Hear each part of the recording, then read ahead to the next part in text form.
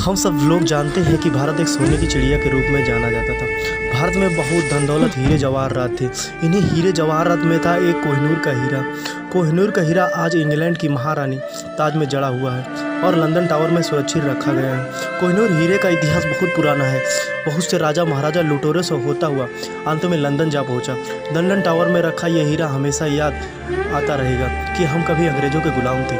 चलिए हम आपको बताते हैं कोहिनूर हीरे की पूरी कहानी आज के इस वीडियो में। तो हेलो गाइस, मैं हूं करण कुमार और शुरू करते हैं अजब गजब चैनल के माध्यम से। कहा जाता है कि ये कोहिनूर हीरा आंध्र प्रदेश के गोलकुंडा के हीरे की खदानों में निकला था। हालांकि इस बात के कोई पुख्ता प्रमाण नहीं है, क्योंकि कुछ लोगों का कहना है कि ये हीरा नदी से मिला था, क्योंकि गोलकुंडा की खदानों से बहुत से बेशकीमती हीरे भी निकले थे। इसलिए कोहिनूर हीरे को उन्हीं खदानों से निकला हुआ मान लिया गया।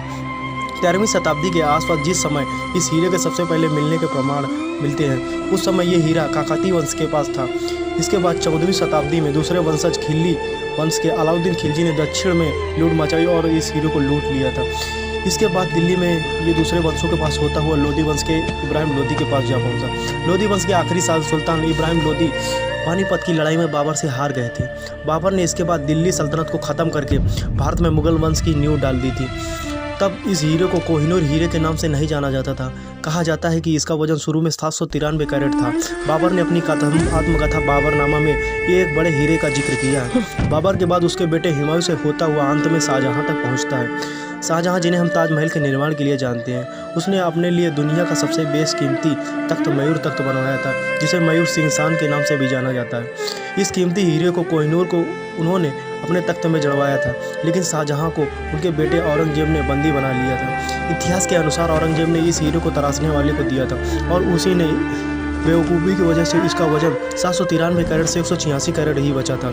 इसके लिए औरंगजेब ने न तो उसकी मजदूरी दी थी, बल्कि उस पर फाइन भी लगा दिया था। इसके बाद ये हीरा मोहम्मद शाह के पास पहुंचता है। सन 1739 में पारसिया के किंग नादिर शाह दिल्ली पर आक्रमण करके मोहम्मद शाह के खजाने को लूट लिया था और कोहिनूर हीरा भी लूट लिया था। नादिर शाह ने जब पहली बार इस हीरे को देखा तो खुद हैरान हुआ और उसने इस हीरे की चमक की वजह से इसे कोहिनूर नाम दिया था, जिसका अर्थ होता है रोशनी का पहाड़। तब से इसे कोहिनूर हीरे के नाम से जाना जाता था। नादिर शाह इस हीरे को फारस ले गया। नादिर शाह की हत्या के बाद उसका ये हीरा नादिर शाह के सेनापति अहमद शाह अब्दाली के हाथों में आ गया, लेकिन इस हीरे को शायद फिर से ही भारत आना था। अहमद शाह अब्दाली के वंश के शासक शाह शुजा दुर्रानी ने सन 1813 ईस्वी में इस हीरे को भारत लेकर आए। शाह शुजा ने यह हीरा खुद महाराणा रणजीत सिंह को दे दिया था, लेकिन शाह शुजा दुर्रानी ने अफगानिस्तान के तख्त को जीतने में महाराणा रणजीत सिंह की मदद चाहता था। इस तरह ये हीरा भारत में महाराणा रणजीत सिंह के पास आ चुका था। महाराणा रणजीत सिंह इस हीरे को अपने बाजूबंद में पहना करते थे। ये हीरा महाराणा रणजीत सिंह के पास उनकी मृत्यु तक रहा।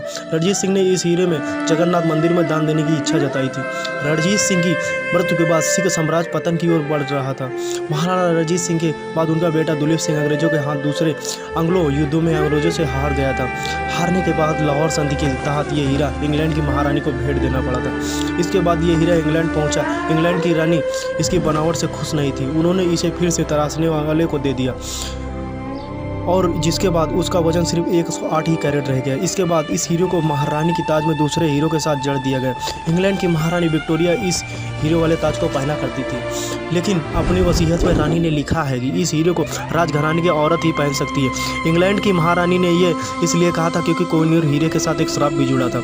वो श्राप ये था कि जो भी इस हीरे को पहनेगा वो इस दुनिया पर राज करेगा, लेकिन उसी के साथ ही उस व्यक्ति का दुर्भाग्य भी शुरू हो जाएगा।